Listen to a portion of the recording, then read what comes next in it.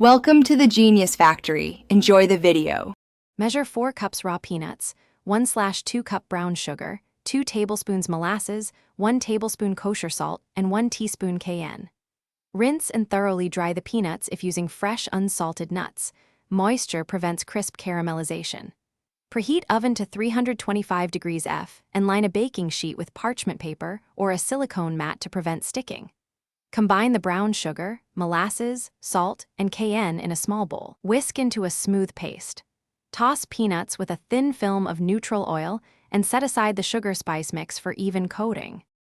Spread the oiled peanuts in a single layer on the prepared sheet and roast at 325 degrees F for 12 to 18 minutes, stirring every 5 minutes for even browning.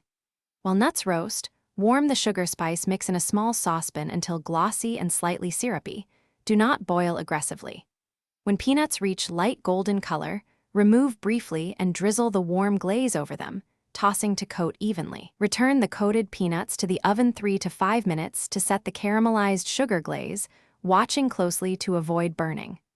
Cool peanuts on the sheet while occasionally breaking apart clusters with a spatula. Allow the coated peanuts to cool completely to room temperature on the baking sheet.